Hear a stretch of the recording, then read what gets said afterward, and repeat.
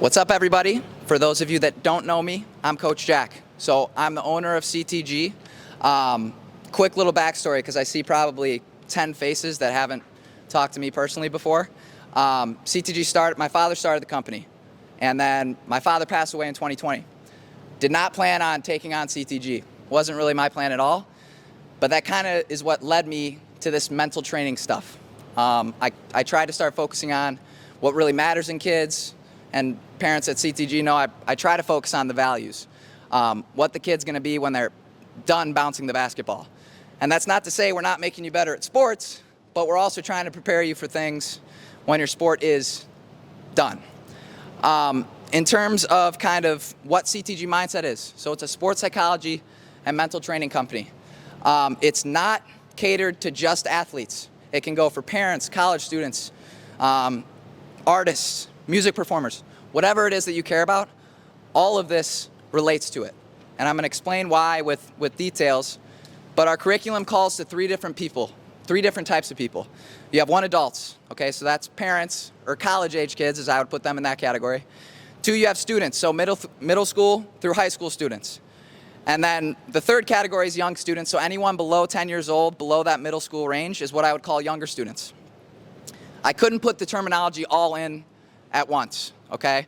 So most of this speech will call to, because I know everyone put their ages in when they signed up for this speech, we'll call to the adults and the students. The young students, I'm gonna do my best to keep you engaged and have it make as much sense as possible.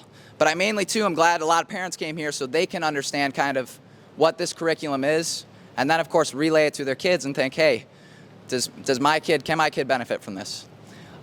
So I'm really happy with the adult turnout that we have. And the whole point of this is, once people get in the room with me and hear me talk about this, everyone normally loves it. It's just hard getting people in the room and taking it seriously.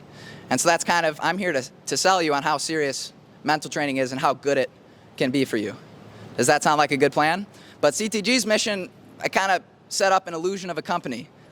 We do offer different sports, and it's really important that I get them better at sports. But eventually everyone's gonna run into a roadblock where they come into this mental training wall. That's what everyone comes into, is this mental roadblock. And so I want everyone eventually in CTG to sometime go through the mental training curriculum, because that's what I think will help them, not just through their sport, but for their life. And that's kind of what I care about most, and that's what has motivated me to start doing these types of speeches. I'm gonna make it interactive. It's not gonna be me talking the whole time. I'm gonna ask for volunteers. I'll call on the kids first. If the kids can't come up with an answer, then maybe I'll call on adults. But we're gonna try and make this as interactive as possible. What's up, stud? You can just take a seat anywhere you want. Sound good? And if you need a piece of paper, okay, beautiful. Cool. You think we're ready to dive into it? So we're gonna go over a lot of different things today. When I tell you to write it down, you don't have to. It's up to you. But kids, I would encourage you, especially if you're doing if you've done CTG before, I'm making them do the notes, because they've worked with me. I can't make you do it yet because you haven't been a student, but eventually, right?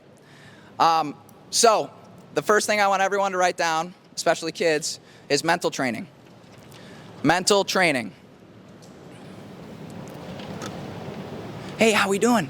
So, and it must have been confusing. Why do I recognize your face? I used to do like training. You did? Yeah. Well, nice to see you again. We'll catch up at the end. Does that sound good? Do you have paper and pens or no? No worries. I've got it. 2 right here, and then the bucket is somewhere. It's back there. Okay? So all the kids, we have mental training down. All right? I want someone to raise their hand and try and tell me what they think that is at this given moment. What is mental training?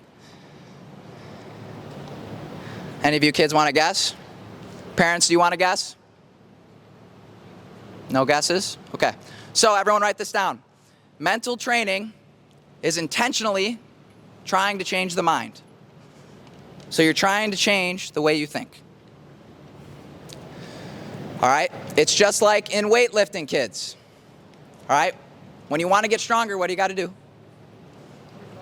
Well, yeah, you got to lift weights, right? Mental training is like that for your brain. All right? And for parents, some of you, if you haven't done psychology before, the complicated term is called neuroplasticity. All right? All that means is that you can change. You can reinvent yourself at any given moment. All right? You are never fixed. You are never the same. You can always change through intentional training with your mind. Does that make sense? Replay it back to me, Jack. What is mental training? Trying to change your mind. Yes, but we do activities within our own brain to change our mind. Does that make sense? Yes? Okay. And if you ever have questions, one thing I will ask is eyes and ears, especially kids. Make sure you're trying to look at me so I know that you're listening. Does that sound good? So, we've established what mental training is. Now, why is it important? Does anyone want to tell me why it's important? Any guesses? If you don't do it, then you'll get arrested. Not exactly, okay? But the reason mental training is arguably the most important thing a person can do, and I'm going to show you why with this diagram, all right? I need volunteers for this, okay? Jack is the only one that's volunteered so far. I need hands on what you care about. So it can be family, a specific sport, it could be music, it could be whatever it is that you find as a hobby or something you care about. I want you to raise your hand and say. Job. Job, beautiful. Career. What else? Basketball. Basketball. I love that answer, Eli. What else? Baseball. Baseball. Good. Okay. What about family? We care about family, right? What about friends? Education. Love it. So we'll get the gist of this.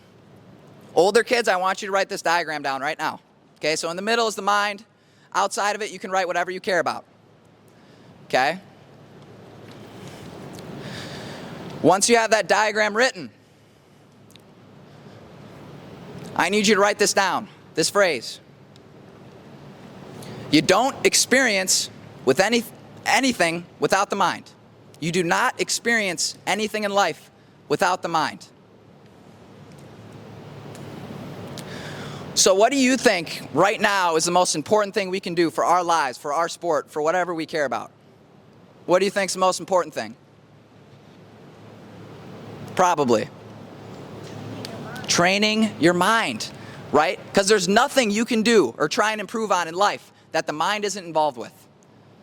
And the second phrase I want you to write down. Training the mind is the fastest way to grow whatever you care about most. There is nothing that can grow whatever you care about most faster than how you deal with this guy. Because it all goes through this guy, the mind. Is this making sense for the most part? Beautiful.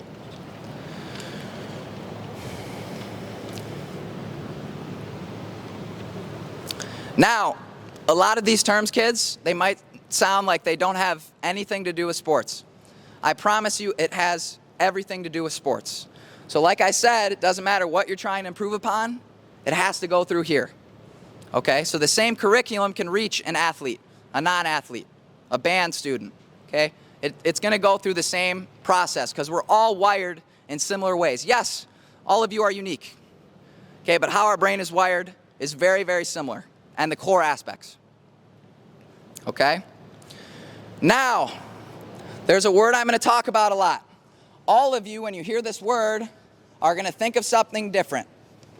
So we're gonna define it, all right? It's the H word.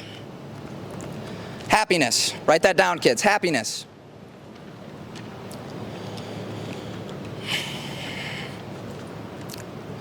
So in a nutshell, kids,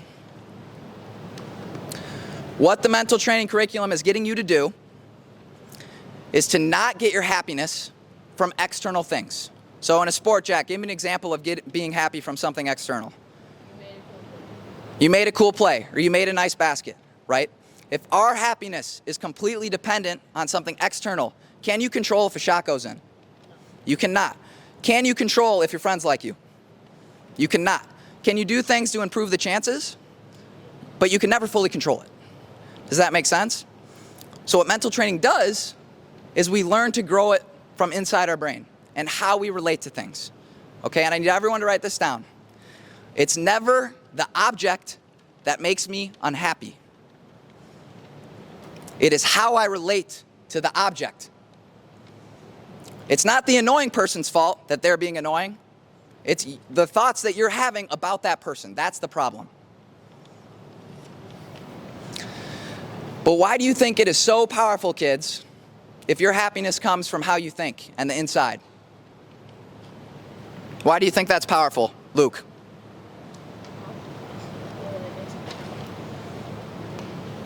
Well, are you focusing on what you can control? Yes. What do you? That if things don't go your way, you can still be happy about it. Yes. Okay. When things don't go our way, we're still going to be okay. That's kind of the gist of it. And we're going to be able to handle things in a much more healthy way. Does that make sense, kids? Now, the reason sports or whatever you care about has to do with happiness is something called the happiness edge. Let's write that down.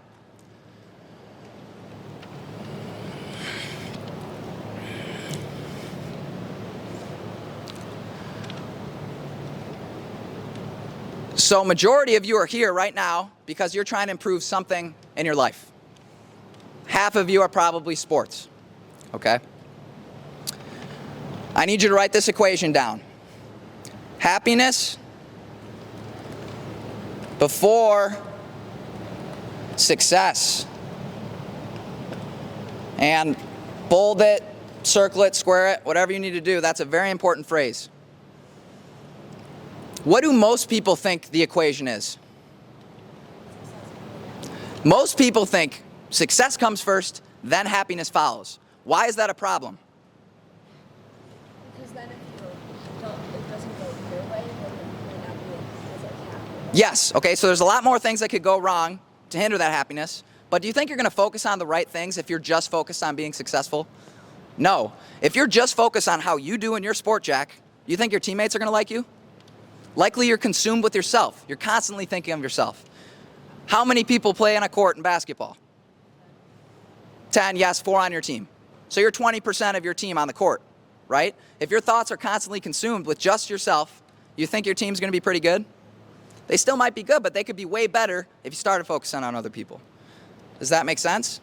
So when we focus on this first instead of second, everything in our life gets better. And it's the same diagram we just had, kids, okay? So in the middle,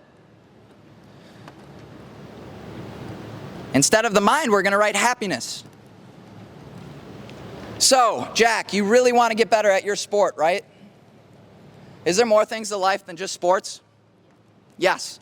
If you just focus on your sport, you might get better at it. You probably will. If you focus on this thing first, what else is going to get better? Is everything in your life going to get better if you focus on happiness first? Yes. Again, same concept. It's the fastest way to grow anything you care about, is you focus on this first, not the success of the individual item that you're trying to improve. Do we got most of it, kids? You're doing good. You're doing good, eyes and ears, Milo. Okay?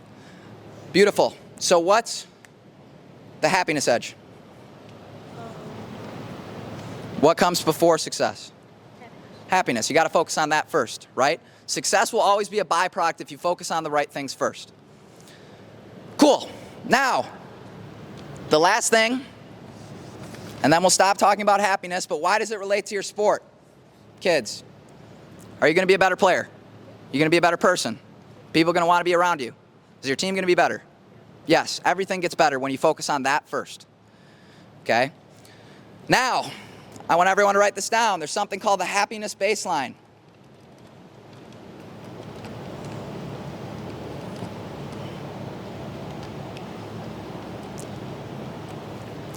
So, it's scientifically proven, boys and girls and adults, that your brain and body get accustomed to whatever environment it's in.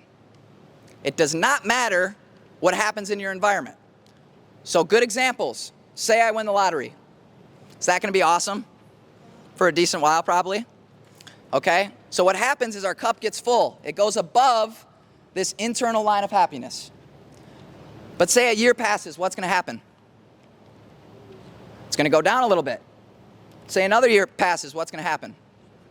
It's going to go down, back to that internal baseline, okay? Your brain and body will always get accustomed to whatever is happening in your life, and it's going to go back to this line.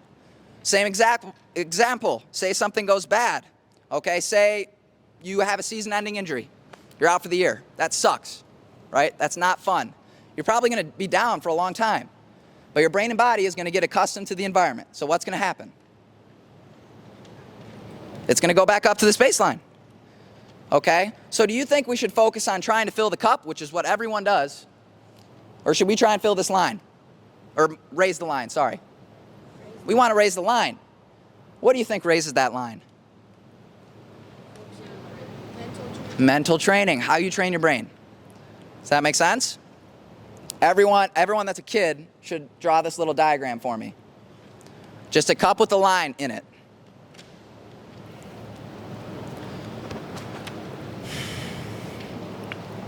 But the best part about it, kids, can you raise this line? It is possible, okay? And it's through that mental training.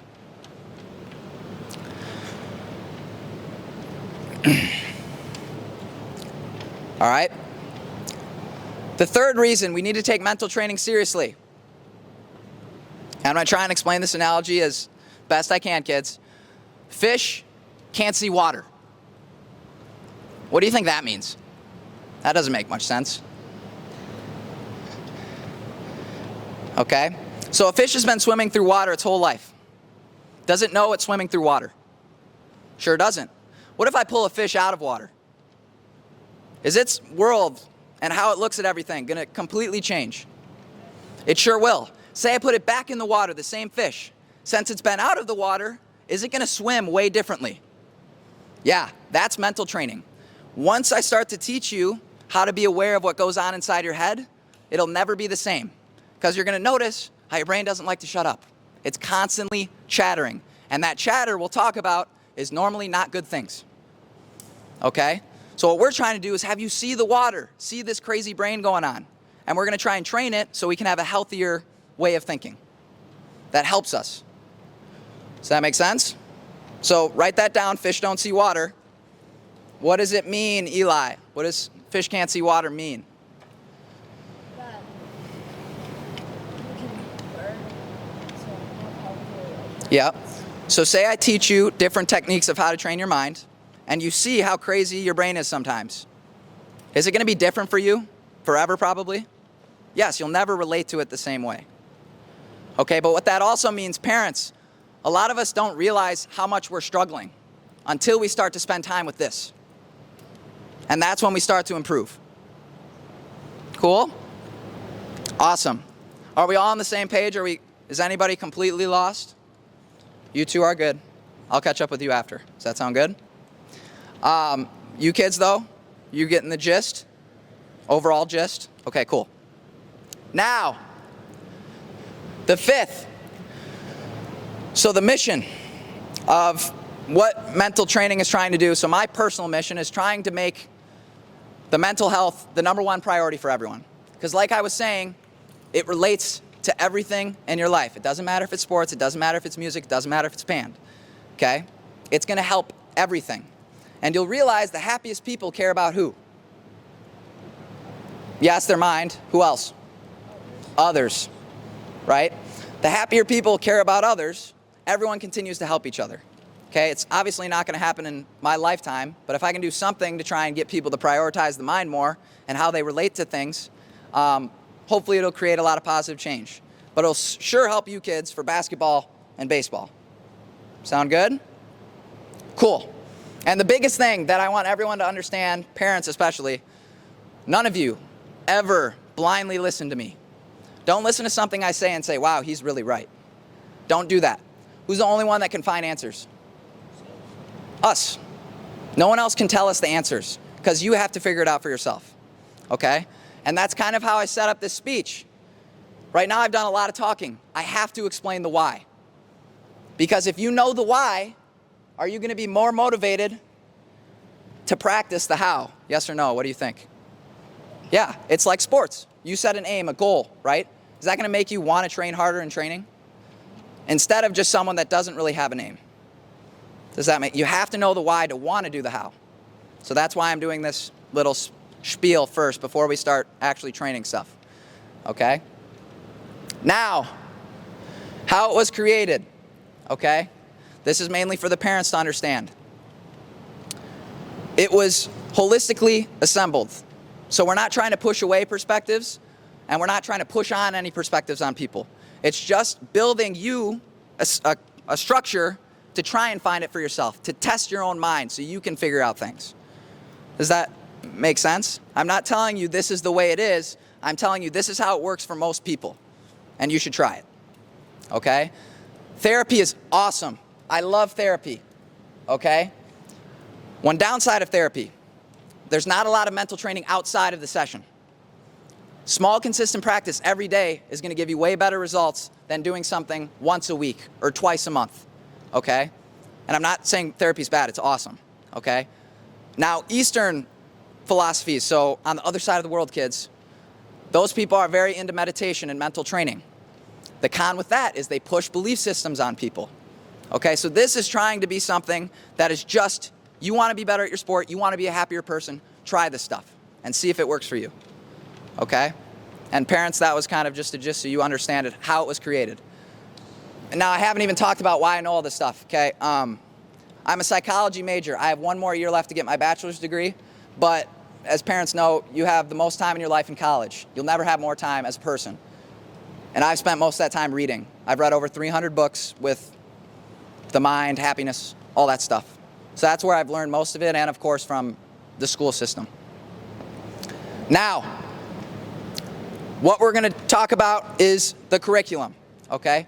So I want you to write down MTR.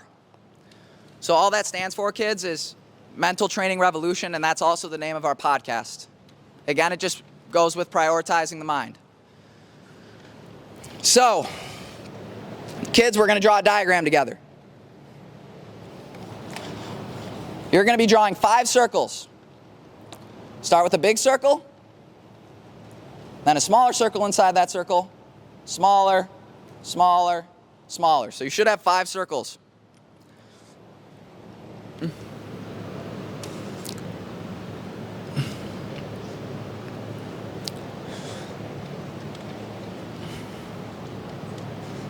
Okay?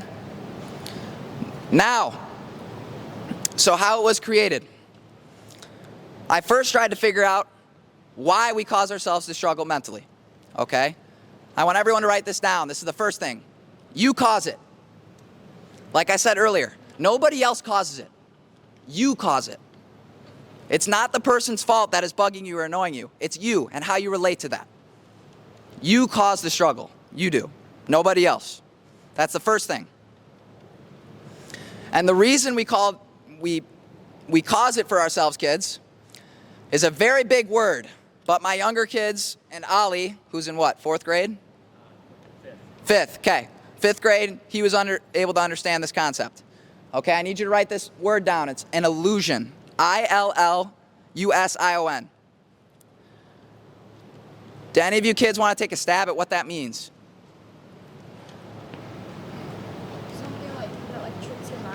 Ooh, I like that definition. Something that tricks your mind. You can write that down. Something that tricks your mind. Okay, my personal definition, yours was awesome though, Eli, is that we think something's real, but it actually isn't. A good analogy I like to use, have you kids seen those video game simulate, like you put your headset on and you're in virtual reality? Okay, so you're in virtual reality, right? Say you spend a long time in virtual reality and you forget you're in it. What does it become? What'd you say? Real life. Real life. If you forget you're in virtual reality, you're in real life. That's what happens in our brain. We forget it's just thoughts and a simulation. Okay, and when we get lost in it, we think it's real. Does that make sense? So illusions, there's 5 main ones that we're going to write down. Okay? The first one, how we trap ourselves, is thoughts. Okay? And what this circle represents, this is the most common with all of you. If you've never done mental training or meditation before, this is what we're going to focus on today, which is why it's the main theme and main topic I'm going to get to. But I want to go over briefly kind of what the curriculum looks like. So, I want you to write this down. This is the number one way all of you cause yourselves to struggle mentally. You listen to your thoughts. Okay? We're going to dive deeper into why that's a bad idea, but the first thing I'll say is 80% of your thoughts are negative. Okay? And that's a scientific fact. I didn't make that number up. 80% of your thoughts are negative. Do you think it's a good idea if we always listen to that voice in our head? Probably not, because 80% of the time your emotions are going to be negative. Does that make sense? But if we listen, if we know we're thinking, that gives us choice. If we know what's going on inside our head, we can say, hey, is telling myself I suck at basketball going to help me? Probably not. But if you don't know what you're thinking, you don't have choice. Okay? So the solution to the illusion of thoughts is something called watching for you younger kids. For older parents, it's called mindfulness. So simply watching the thoughts in your head gives you choice, because you don't blindly listen to yourself, Drake, when you just airballed your first shot of the day, right? Not saying you did that today. You balled out. Does that make sense, boys and girls? So what you do is you're just going to draw an arrow to this first circle, and the solution you're going to draw to this first circle. Now, this circle's bigger. Why do you think this circle's bigger? Well, yes, for beginners, it is the most important thing to focus on is the thoughts aspect, okay? But if it's the most important thing, is it the most common for most of you right now? Yes. Say you go on this path and you start to take mental training seriously, you're going to start to get control of these thoughts. And then there's a next step that's even deeper, and a next step, and a next step. But from this inside, that's what causes the outside. So thoughts are the last thing that's caused from the fifth illusion, and I'll get to that. But this causes this circle, that circle causes that circle, and so on. Does that make sense? So as you get good at it, then you can focus on the lower illusions. Second illusion or trickster or trap, what was it? You said trick, right? I like that, a trickster, okay? The second is time. Time. So this is something I didn't really take seriously until I was 20 years old, but if I would have known it when I was your age, it would have made me a lot happier kid. Time isn't real. The future is a thought. It is a present moment thought. The past is a present moment thought. Where's the only place you can experience something? Right now. That's the only place. If you're in the future, that's a thought. You're not actually experiencing it. Okay? Where's the only place growth can lie? Right now. Everyone loves to be stuck in the future. They're focused on their goals. They're obsessed with what they're going to do. Okay? You can't grow in the future. You can't grow within your own mind thinking about the future. You can here, because you can be your best self here. Nowhere else. If you're off in some distant land of what happened a year ago or what's going to happen in 10 years, you're not here, you're not your best self. Because you can only experience here. Does that make sense? The solution to the second illusion, okay, for you younger kids, you're going to write down focus. For older parents, concentration is a more in-depth term. Okay, why does focus have to do with thinking about the past or the future? So you can focus on the present instead of focusing on the future. So the better focus you have, kids, the more you're going to be able to stay here, right? So even parents, everyone uses their phone a lot now. That's one of the first things I did when I learned this. I stopped spending time on my phone. Because when you go on your phone, what do? I'm bored on this app. Now I'm going to go to this app. And then this app. You're scattering your focus. You're getting worse at focus when you go from app to app to app to app on your phone. All right? If we train ourselves to be able to focus on the present moment, we're going to be better people. We're going to grow faster, and we're going to make better decisions when we're here, when we're not in the future or the past. Now, am I telling you not to use time? No. I'm just telling you to know when you're thinking about the future or thinking about the past. As long as you know, you won't get lost in virtual reality, like we talked about, Clay. Make sense? And when I talk about the illusion of thoughts, am I telling you to stop thinking? No, I'm just telling you to know that you're thinking. Do we see the difference? Same thing when I talk about negative emotions here. Am I saying we should get rid of negative emotions? No, we need them, right? If we didn't have fear, we would get injured a lot. We would never protect ourselves. We just use it way too much. We need to change our relationship with the negative emotions. Does that make sense? Okay. Beautiful. Third illusion. Okay. We're going to do the younger kid version first because this one can kind of get a little tricky. I want you to put in quotations, kids, being right. For older parents, I'm going to write down truth.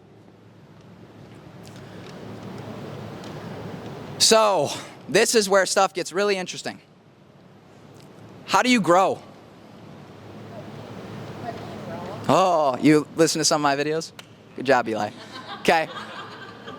So, to grow, you have to be wrong, right? When we grow or we move to a next step, you're proving the previous way of doing something wrong. So what do you think hinders growth? What do you think makes us grow slower? Thinking you're right. Thinking you have the answer hinders your growth. Now, am I saying you should have no confidence in yourself and what you think right now?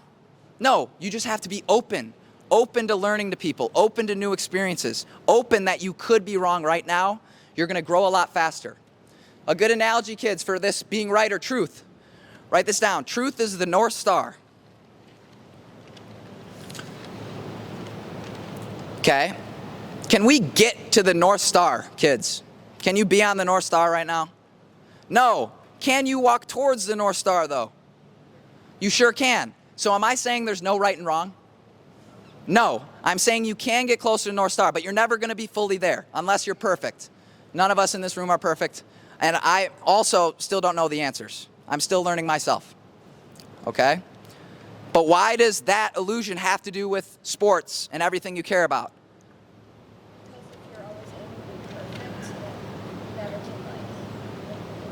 No, you're good, Eli. So no destinations is a term I like to use too.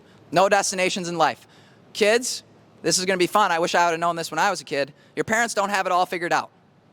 They were just like you once before, like 20 or 30 years ago. Okay? But do you think they're closer to the North Star? Why? Have they lived longer? Have they learned more? That's why they're closer. So should you still listen to your parents? Because they're closer to North Star. Does that make sense? But nobody has it completely figured out. Okay? The solution to truth, and this is a term that should work for everyone, is wisdom. Okay? Wisdom. Or I like to use open. So like I talked about earlier, when you think you're right, you're doing what? Are you closing your doors? Yes, you're saying, I'm right, you're wrong. I can't learn from you. We want to open to all things. We have to admit that we're wrong. Because as we grow, we prove our past ways wrong. This curriculum has changed like 5 times as I've continued to learn and grow. The core concepts are the same, but how I structure and talk about it is continually growing. Is it going to continue to change slightly as I continue to learn? Yes. That's because we got to open and admit that we're wrong. And this is the third circle that we'll draw. Now, the fourth illusion. Parents, you can write down control. Kids, I want you to write down wanting.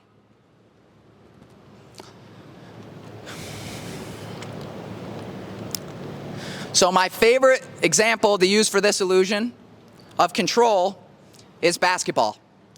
So kids will work all day and night to be able to shoot a basketball better, and I fell into this myself. Can you still make shots at your own will? Every time you shoot it, you can make it at your own will? No, you're still going to miss shots, right? So you can increase the probability of something happening. You can never fully control it.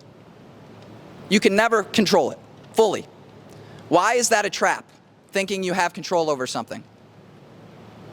Because then if you miss a shot or something, then you can get down on yourself and get worse. Yes, right? So we're attached to the outcome if we think we have control. And that's the illusion. There's only one thing we have full control over, and I want everyone to write this down.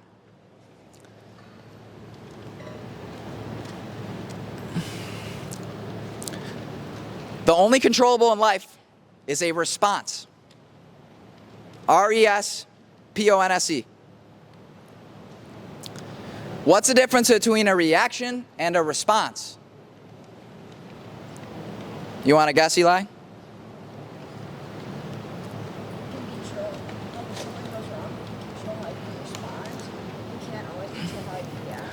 So let's go back to this watcher and this mindfulness. Okay, in a reaction, are we mindless? Do we do things out of habit in a reaction? Can you control habits?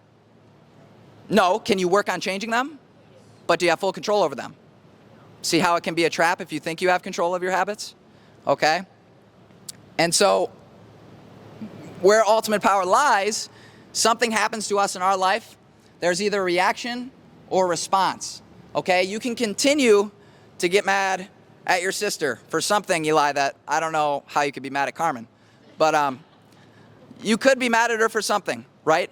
You could continue to give in to that reaction habit of getting mad, or you could pause and say, I have a chance to respond here. That's how things change, okay? And I know it's getting a little messy here, so I'm going to erase some of this. Kids, do you have most of this upper part written down? Okay. And so the solution to 4, which is control, for you younger kids, I want you to write down flow. For older parents, I want you to write down surrender.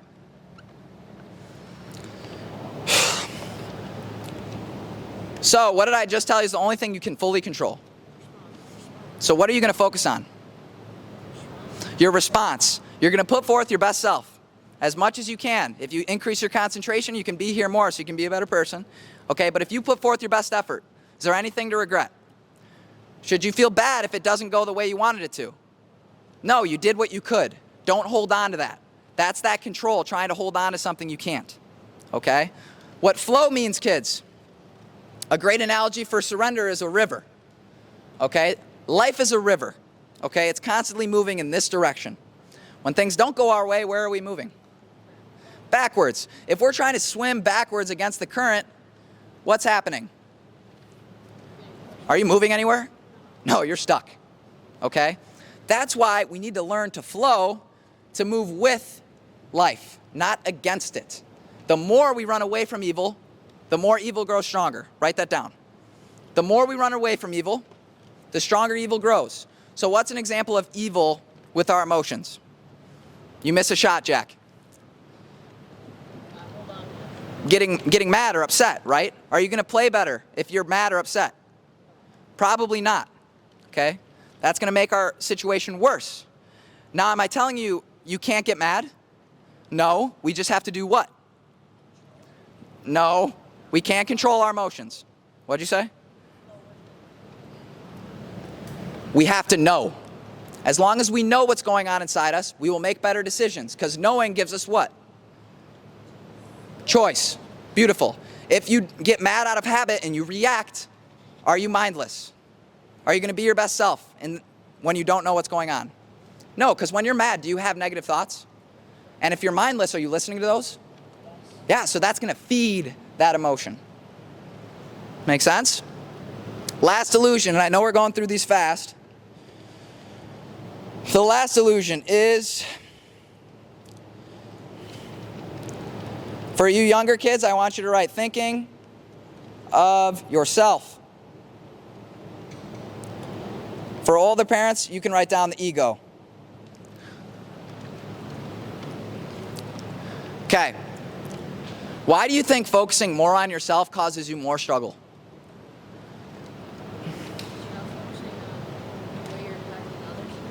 Yes. Is there more pressure on you if you're only worried about what's going wrong in your life? Yes. I like to call it the why me disease. Write that down, the why me disease. If you're only focused on you and what's going on in your life and how things aren't going right, you're constantly asked, why me, why me, why me? A huge weight is lifted off your shoulders when you start to focus on others. And it doesn't have to be in a sport. It could be in your career, your job. Are people going to want to be around people that want to help others? Yes, everyone benefits from it. It makes you happier, it makes them happier, it's a win for everybody. Okay, but the more you focus on this guy yourself, the more you're gonna be pressured with the struggle. The second you open it up to other people, there's way less pressure. There's no more why me. I realize that, oh, my buddy's going through something very, very similar. He also struggles. Okay, all of us struggle. Okay, so never think you're in it alone. Make sense? So for you younger kids, you can write down the solution to this is love. Older parents, a better word is compassion. But all it means is you start to focus on other people more, how other people feel, how they're doing, right? Imagine if you had a teammate that thought of you as much as you thought of you. Imagine that. Would you like to have that friend? Yeah. Right now we all walk around and we're the center of our universe. The second we stop, we're always going to think of ourselves, right? Because it's our movie. But when we start to practice more on others, it's going to uplift everyone around us. Okay? But as you can see, all of our problems stem from what? That guy. Because when you get angry at someone else for being annoying or whatever it is you're mad about, why are you mad? Because it's not in line with what you think. You should not be talking a lot because I don't want you to talk a lot, right? You should be passing me the ball because I want the ball. All of your problems stem from what you want, right? Now, am I saying to not want anything? No, I'm just saying we need a healthier habit of stopping so much focus on this guy because there's so much more around you, okay? And are you a lot more interconnected than you think? How many people do you think have helped you in your life, Jack? You wouldn't even be able to count it, right? No one is self-made. Nobody.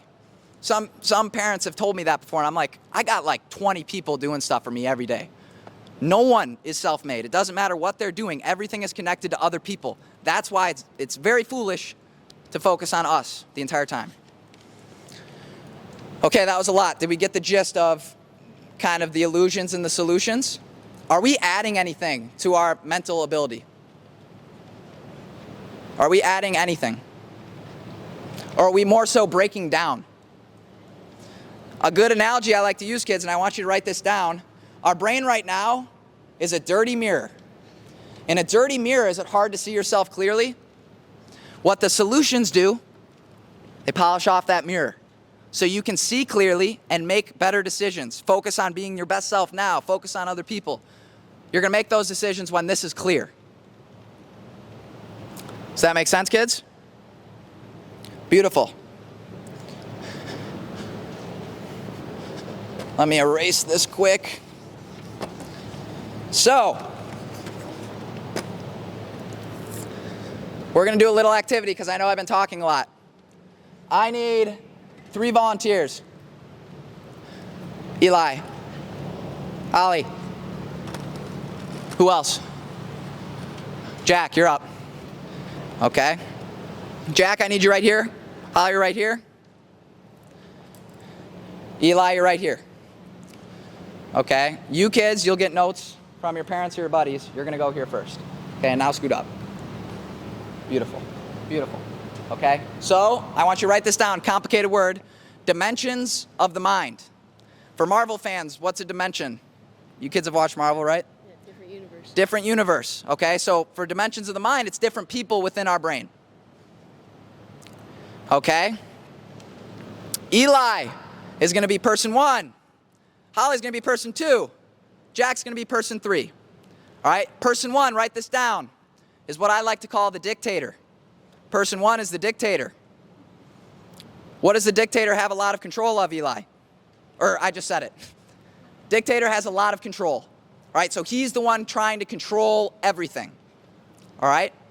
Holly right here is the watcher. This is mindfulness. For you younger kids, you can call this the watcher. This is the person that knows what's going on. The third person is the wise.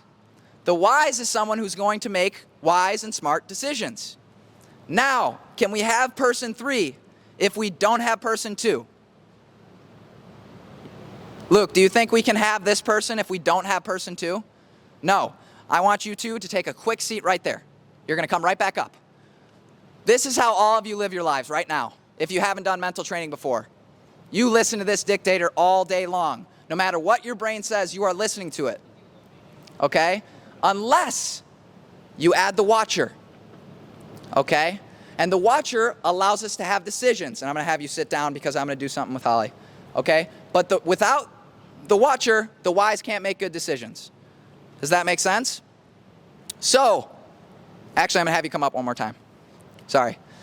So I'm going to whisper something in Eli's ear. Certain scenario, we're going to do basketball just because we do the basketball camps here. Okay, I'm going to whisper something in Eli's ear, a very common thought that most basketball players probably have. Okay, if they're having a bad game or something's going wrong. Okay? I suck at basketball. Say it out loud. I suck at basketball. I suck at basketball. Okay? Now, if you're not mindful, you probably don't even realize you're telling yourself this stuff. Okay?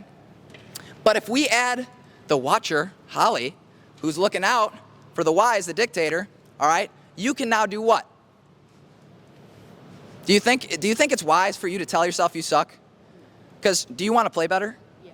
So do you think you should listen to that dictator over there? No. Probably not. That's not wise. You see how that works? You can reason with your own brain once you add this person. But if you don't add this person, it's never going to happen. You'll just listen to that guy over and over.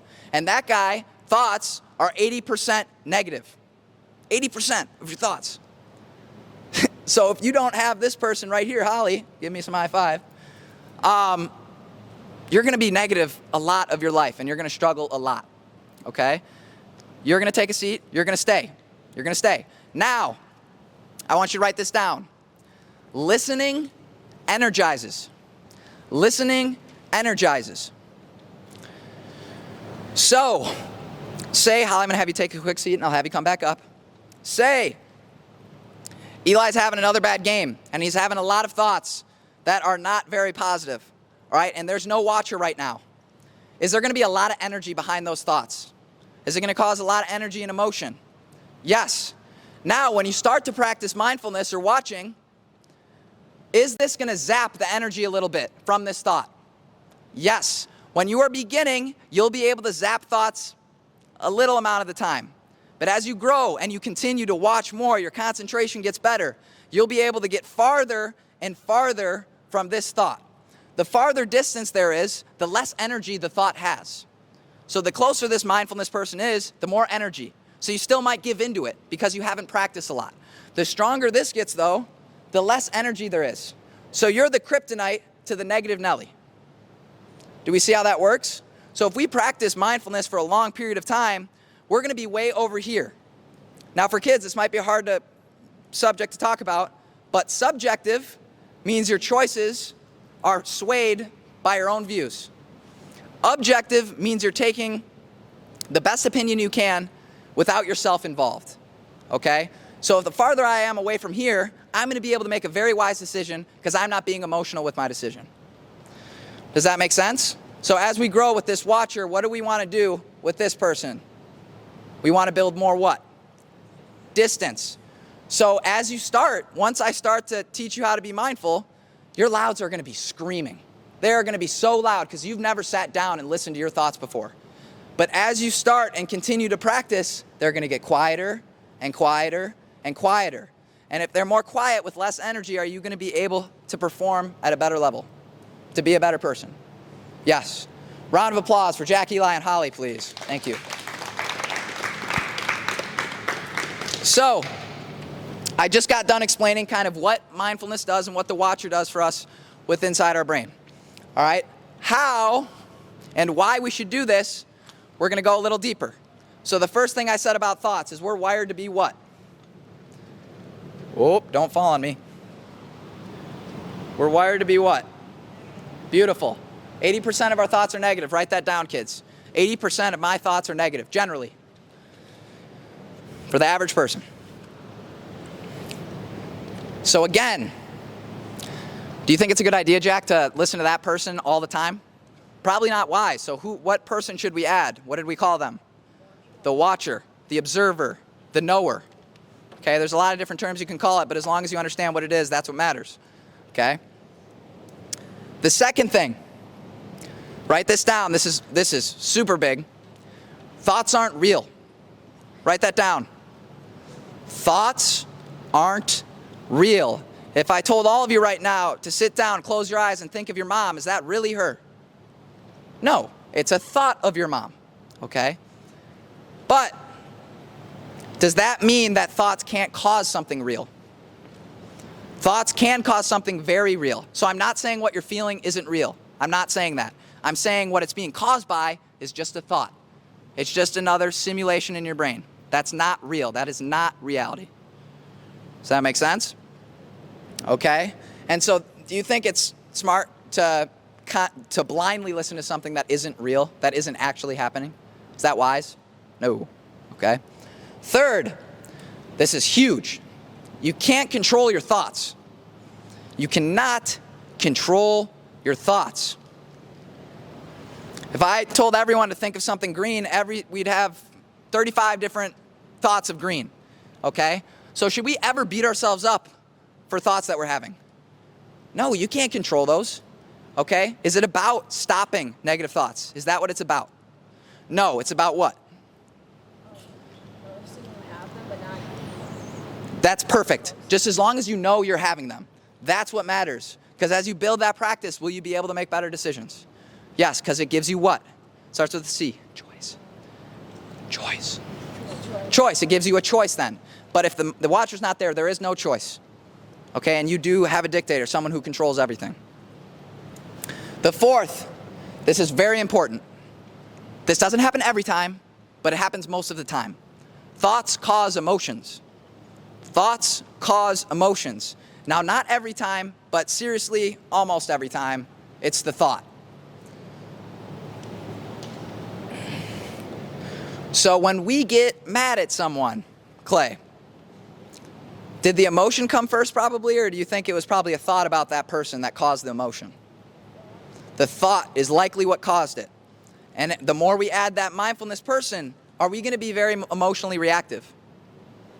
Probably not. Am I telling you not to be emotional? No. But are you going to make better decisions in a calm state? Are you going to be able to be the best version of yourself? Right? Because if you're getting mad at someone because they're mad, is adding the same thing you're mad about going to help the situation? No. Okay? We got to learn to stop, to know what's going on, and to stop that habit of reacting. Does that make sense, kids? Cool. The last one, and this is going to be awesome for parents. There's something called thought habits. Write that down. And my favorite one that I like to ask myself sometimes is, how old is this thought? We have 30-year-old thoughts in the room right now. One of these parents have been telling themselves the same thing over and over and over again for 30 years, and they can't see it because the more a thought happens within us, the faster it is. So what watching does, it slows down your brain. And when we slow down our brain, can we see more clearly? So the deeper a thought habit is, the harder it is to see clearly what you're telling yourself. So even you kids, from probably age 7, have been saying something about how you look or what you think about yourself for a long time. Are people truly introverts? No, it's likely stemming from a thought they've told themselves their entire life. Okay? It's the thought that's telling them, oh, I'm not good with people, I can't talk to other people, or I get nervous. Okay? What did I say in the beginning? Can you reinvent yourself at any given moment? Yeah. Yes, you can. Right? Because if you become present, what's the only thing that's real? Right now, it wipes everything out. Right now, be the best version of yourself. Right? And to go back on thought habits and old habits, it goes to that reaction versus response. So the longer we've had these habits of thought, are we likely reacting to things if it's a thought habit? Yes, because can we see it clearly? No. Now, when I talk about introverts and extroverts, scientifically speaking, yes, some people are genetically more likely to be introvert or extrovert. But can you change that at any given moment? Yes. You can truly sculpt who you are through how you train this. Because what you're telling yourself every day, that's how you act. Right? So if you're telling yourself, I'm not good with people, do you think you're going to be good with people? Probably not. Okay? Now, am I saying there's something wrong with being an introvert? Not at all. I just use it as an example of what people tell themselves every day, like, this is who I am. No, you're who you are, write this down. Who I am is formless. Can you constantly grow that person? Is it always going to be the same? No, that's what formless means. You're constantly improving. And as we know, is in some way right now, are we wrong in some way? So you always go back and reevaluate. Is this thought good for me? Does that make sense, boys and girls? Okay, beautiful. Okay, so the last thing I'll say, write this down. What is a thought, question mark, and then we're going to write down what it is. So what is a thought? So the first type of thought is something called image space. Image space. So an example of this, say I'm thinking about the future and how I'm going to conquer the world and be the best basketball player in the world. You're having images, image space in your brain of what that thought is. That thought's an image, okay? The second type of thought is talk space. So you hear things, right? Has anyone ever had a song stuck in their head before? That's talk space, okay? So you are hearing. Then there's the third, which is mind space. Mind space is both talking and both images. They're going at the same time. So an example could be you see words in front of your eyes. So you're reading those words, so you're listening, and you see the words, so that's also images, okay? Why do you think I'm telling you that stuff? So as we grow our mindfulness, we're going to get more what? You think less detailed or more detailed? The more detailed we get with understanding this guy and what our thoughts are, okay, the less we're going to get caught. So I want you to write that down. Detail up, caught down, or lost, or tricked, or trapped. So detail up, caught down. So I just wanted to plant the seed because I have no idea when I'm going to see these faces again. That's how you can analyze thoughts. You could note, oh, this is an image thought. This is a talk thought. This is a mind thought, both. Okay? Does that make sense, boys and girls? So that's an example of labeling what's going inside our mind. The more detailed we are, the less lost we will be. Okay? Cool. Now, traits of people falling into the thought illusion. Likely everything I say right now, I'm going to list them off, is all of us. Okay? Because if we're falling into this thought illusion, that's causing most of our struggle. First one, little confidence. Second one, emotionally reactive. Third one, passive aggressive. That's a good one. Okay? Where does passive aggressiveness come from, do you think? Do you kids know what that is? Yeah? Where do you think that comes from? Thought habits, right? It's those little thoughts about what's making you mad, and then it leaks out as passive aggressiveness. Okay? Not present a lot. Think about the past or future. Overthinking. Responds to failure poorly. Fixed mindset. So what this means, kids, remember when I talked about the introverts and extroverts thing? A fixed mindset is, I'm an introvert, I'm going to be an introvert the rest of my life. Okay? A growth mindset is that change, that formless stuff that I talked about. You can always change. It can always grow. A fixed mindset, when bad things happen in their life, they look at it as, wow, that's a failure. That really sucked. I wasted my time. Why is that a bad mindset? Yes. What's something we talk about in CTG a lot? What's a win-win situation? What's the only way something's a loss? If you don't what? If you don't learn from it, right? If you're learning from a loss, is that a positive event? So can you lose in life? How? What's the only way you lose in life? If you don't what? Learn from it. If you do not learn from the loss, yes, it's a loss. That's a lost cause. But I promise you can learn from every single loss you experience. So is there anything to be afraid of? No matter what happens, you will learn and you will get better. Cool.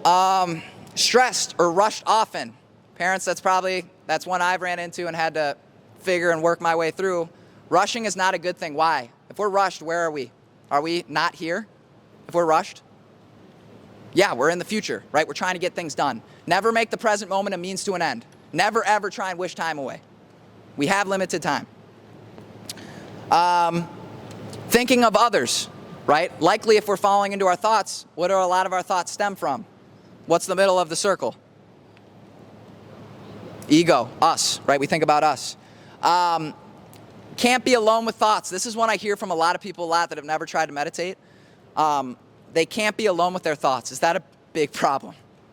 That's an issue. That's what you hear every day. If you can't sit with your thoughts, we have an issue. We need to sit down with them. We need to get to know this guy a little bit better. Sports, next play, right? Not getting over the last play. Where are you if you're not getting over the last play? The pass, right? So are you here? No. Is that going to hurt your performance? Yes. Okay. Or can't relax, right? When we're nervous or anxious, what are we thinking? What are our thoughts stemming from? Where? Future, of what could happen. Make sense? So raise your hand if something I listed does not call to you or your mental ability. You've got all this stuff figured out. Raise your hand if you got it all figured out. No, I'm sure all of us at some point struggle with something of this. That's why focusing on thoughts first is what we're going to do today for our mental training activity. Okay? Oh, dang. We're actually right on time. Beautiful. Okay, so now we're going to move on to the how. Why was the why so long for this speech?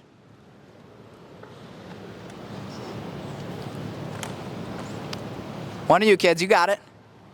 What about you, Natalie? Why do we need to know the how or the why for the how?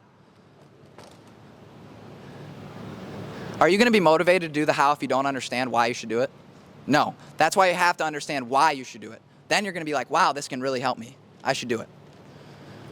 Make sense, kids? Cool. So the how. So, again, take all this with a grain of salt. Do you have to do this? No. I want you to try it, though, because then you'll figure out if it's right for you. But do not try it once and then be like, oh, I'm done. This doesn't work for me. You got to do it for a decent amount of time. If you do it for a few weeks or a month and you're still like, this doesn't help at all, by all means, don't do it. Okay, maybe it isn't for you. But everyone that has gone through this mindset program, we've probably had 20 people total, have all seen absolutely unbelievable changes with not only their happiness, but just how they relate with other people. They're becoming much better humans that aren't as focused on them. And as a result, everything in their life gets better, okay? A routine. Generally, for mental training activities, you want to do them in the morning. You want to make a commitment to yourself. The reason morning is best is because what happens if you don't do it in the morning, the day gets away from you. Oh, I'm going to go do this, or I'm going to go do that. And you're just procrastinating it, and eventually it's bedtime, and you're like, oh, I'll do it tomorrow. The second you break the chain, so Jerry Seinfeld, has any of you kids seen your parents watch Seinfeld on the TV? Okay, so he's famous for talking about habits and this analogy. So when he became a comedian, to get good, he said, I just got to write one joke a day. One joke a day, and I will become a good comedian. He got out a calendar, and every single day he wrote an X on the calendar once he did one of his jokes. He didn't miss a single day for, I don't know, an insane amount of years. And now he's one of the most famous comedians of all time because he didn't break the what? The chain. Small consistency every single day will grow you way more than trying to do 3 hours on a Sunday. I'll get it on next Sunday. I'll do another large chunk of time. Okay? The other reason it's great to do these in the morning is because it builds momentum throughout your day. So what mental training does is it changing the way you think. Yes. So if you do it in the morning, is it going to change the way you see and relate to things in your everyday life? Are you likely going to respond better and in a more calm environment? Yes. That's why it's best to do in the morning, because you know you're priming your best self. You're priming that intention to be that good person that you know you're capable of being. So yep, small, consistent basis. And write this down. Sitting is what matters. So sitting down and doing it. It doesn't matter if it is the worst mental training exercise of your life. Okay? Sitting matters more than anything because you're building the habit. All right? So I just tell myself, so I probably got into this stuff 4 years ago. And I didn't really get into it until about 2 years ago. And so now I do it for 20 to 40 minutes in a day. Minimum, it can't be less than 20. So I wake up right away and I do it for 20 minutes. But I tell myself, the sit is what matters. Sitting down and doing it every day, that's the key. Because what happens is a lot of times we'll sit down and we'll be like, that was the worst mental training exercise of my life. I'm so glad it's over. Okay? Don't measure the results by how it goes in the training. Measure it by what's changing in your life. If you can catch yourself in a real world example when you were about to get mad at someone or talk back to your parents, right? And you caught yourself, that's change. That's how you know if it's working. Does that make sense? So what matters more than anything if you're going to take on this mental training challenge? Sitting. Make a commitment. Do not break the chain. Get a calendar out. Every day write an X. It can be 1 minute in the morning. It can be 4 minutes. It can be 5 minutes. Doesn't matter. It could be 30 seconds. As long as you're building the habit, that's what matters. Cool? Cool. We're going to learn 2 activities today. One is building the mindfulness catching ability. So I want you to write that down. 1, learning how to catch. What that means is we're learning how to catch thoughts. We're learning how to notice thoughts that are happening. And this activity is called the I wonder activity. Write that down, the I wonder activity.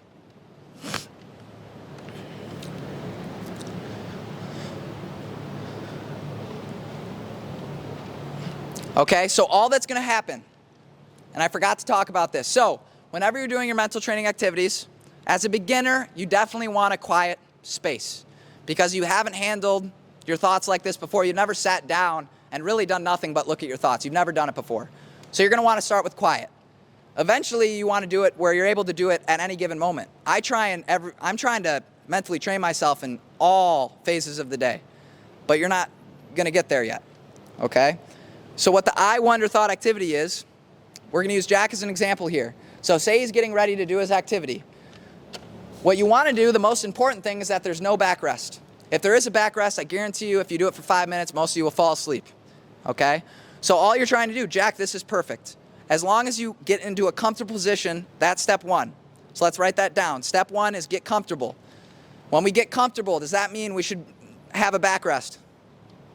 No. The reason is because you'll fall asleep. You'll get tired. So right here, this bench is perfect. We don't have a backrest. And all you're going to do is sit normally and you're going to have your hands on your thighs. Okay, is that a comfortable position? That's perfect. Right there is awesome because you're relaxed, but you're also alert. If you had the backrest, you'd be too relaxed. We don't want that. You want to balance the ability to know what's going on, but also you want to be calm. Okay? So for the I wonder thought activity, all that's going to happen, when I tell Jack to say go, he's going to close his eyes and tell his brain, I wonder what my next thought is going to be. And you're going to have that curiosity, that intention of, I really wonder what's going to pop into my head. And once something does, your first thought, you catch it. Does that make sense? So some of you, I like this one because you might be able to go, if you're really focused, you might go like 10 or 15 seconds without a thought because you're looking. You're like, what's going to pop out of nowhere, really? But once you're done with the rep, what you do is you write it down on your piece of paper. So rep 1, and you write down the thought. Guarantee you, Jack, you're going to go from thinking about what's for dinner or a play that happened 2 days ago, and then when does school start? What day? Like, it's going to be all over the place. But that's good because you can see how chaotic your mind is and why it's very foolish to listen to it blindly when you can see it on paper. Does that make sense? So what we're going to do is everyone puts their paper to the side. If you do not want to do it, I'm not making you do it. It's totally up to you. But I want everyone to get comfortable, okay? You want your head to be in line with your spine. You don't want to be too tense, but you also don't want to be too relaxed where you're about to fall asleep, okay? When I say go, you're going to close your eyes and with true curiosity, you're going to say, I wonder what's going to pop into my head. Make it a game. Make it fun, okay? When you do catch that thought, I just want you to open your eyes. Don't write it down yet because I don't want someone to catch their thought in 3 seconds and they start crinkling their paper and it messes up someone else, okay? So all that's going to happen, say I go. For some reason, I thought of my shoes, okay? I truly tried to do it there, okay? But I'm just going to open my eyes and not say anything until I say everyone's got their eyes open, we're done. Does that make sense? Are there questions on what we're doing? No? Beautiful. On your marks, get set, go.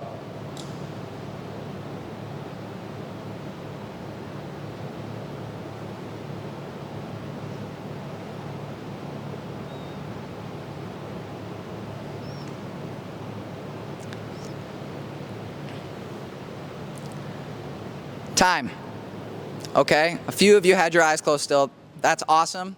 I guarantee you at some point there had to be a thought that popped in there. Unless there have been some experienced mental trainers here, then by all means, really good job. Okay, but now get your piece of paper out. Write down whatever you caught.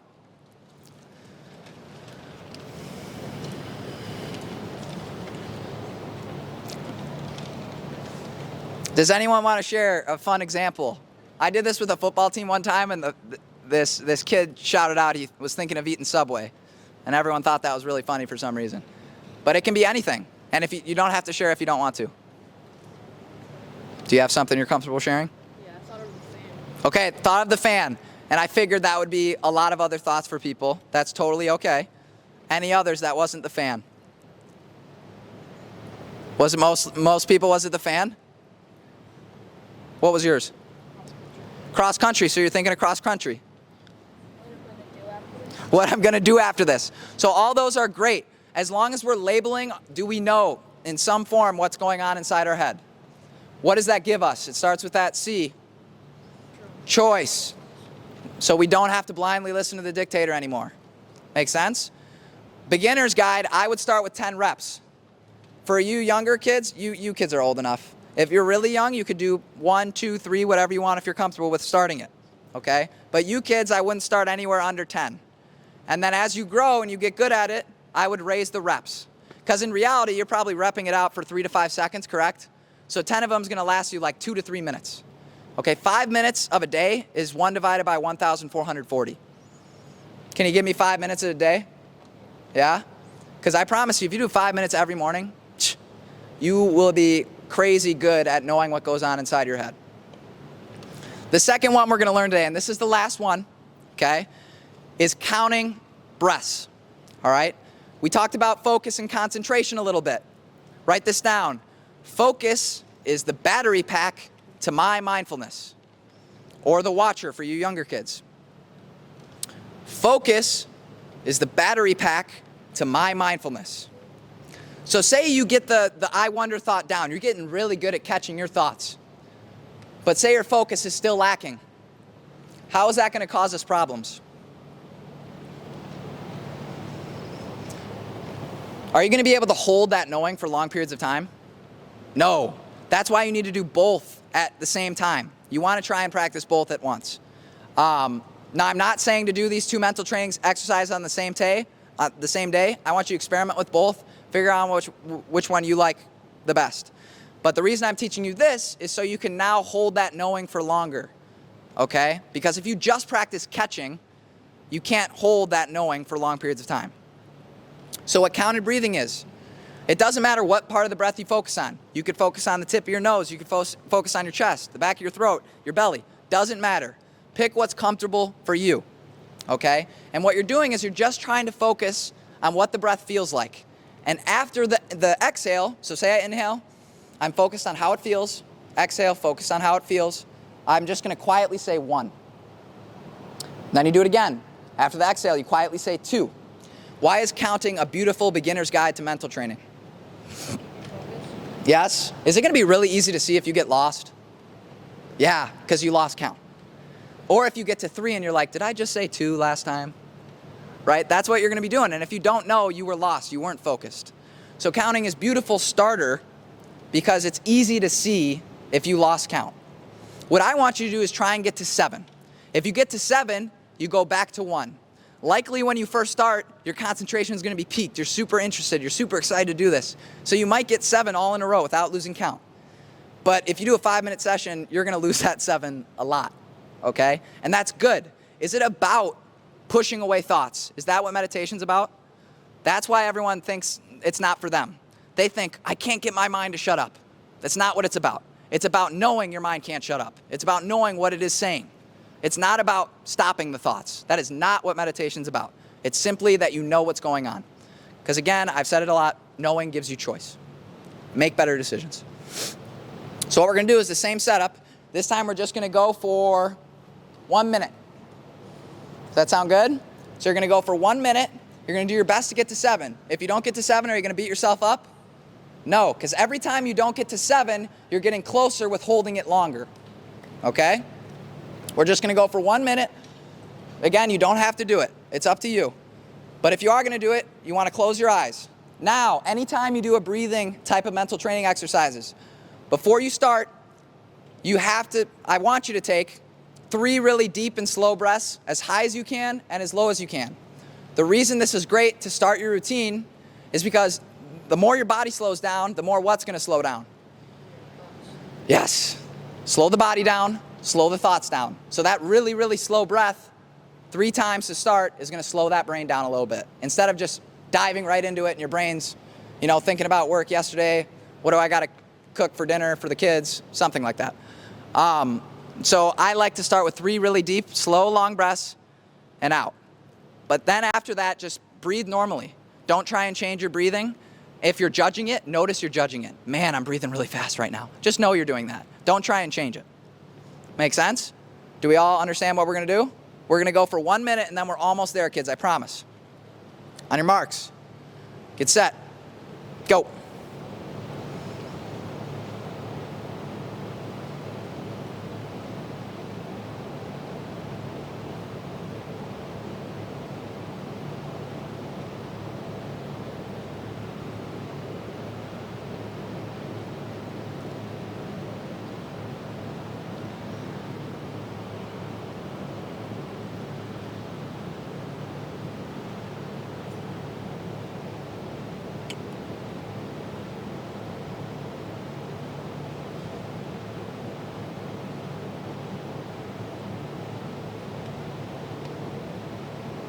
Time. Okay, that was only 1 minute, but how do we do? Pretty good. One thing I'll say, should you try to not move? If you really need to move, you can do it. Just make sure you do it slowly and you know you're doing it. Do not have an itch and go, and you just forgot that you had an itch. For kids that can drive or adults that can drive, I'm sure you've done it, you've driven, and you're like, how in the world did I get here, right? That's what itching is like without knowing you're itching. We don't want that. So if you do move to get more comfortable, that's fine. Just know that you're moving. Does that make sense? Beautiful. Okay, so that wraps up the free mental training speech. What I have is banners with QR codes. So the first QR code is feedback, letting me know what you think. I will not be offended if you're brutally honest. That's going to make me better as a trainer and what I teach the kids. I know for you younger kids, that was probably hard to understand. We do have simpler terminology, but I really wanted you, the parents, to kind of get the gist of it so you can spread the word if you liked it so more people find it. Because you younger kids, likely you're not going to be talking about Coach Jack talking about the mind a lot, but they might talk about it more. And then after that, there's a spot you can leave reviews for the mindset page. The more reviews we have, the more kids can find it. And then there's the app, okay? So I did this because it's psychologically proven. If someone pays for something, they're more likely to do it. I did the app for $50. If financial reasons you cannot pay for the app for $50, just text me. I'll give it to you for free, okay? But I made it $50 because most likely parents will push their kid a little more to use our app and watch it if they paid $50 for it. So that's why we put a small fee on it, because I did the free version for 2 months, and I can see who's using it. Not as many kids used it as when it was paid, because likely parents are telling them to go do it. So you can check out the app. We have an app on the App Store on the Mindset, but it has way more activities, way more in-depth speeches of all this stuff. And then the last thing is, of course, in-person training. So I probably personally have had 10 kids over the last year I did one-on-one stuff with. Depending on the interest we get and how many people talk about it, I'm certainly willing to come back from Platteville on weekends or maybe Monday nights or something and do group sessions like this, and we can go way in depth with more stuff, get to know each other more, so I can crack more jokes about you in the speech. But there's that option too if you want to reach out to me. And then the last thing is the podcast. So a lot of what you've heard from me today, we have a podcast, The Mental Training Revolution, way more in-depth stuff about all of this. But the app is just more structured. It gives you step-by-step what's the easiest mental training exercise to do to build this. Do you have to start with thoughts first? Say you struggle with what you think about or thinking about yourself too much. Could you go right to the ego part of the curriculum and start working on those activities? You sure can. It's built to whatever you're struggling with most. That's where I'd want you to start. But generally, thoughts is the best place if you don't really know where to go. Cool? Awesome. Parents, you certainly can come up and talk to me, or if you walked in late, come let me say hi, because I said everyone to hear that was before, but just thank you for coming. I truly appreciate giving me a shot.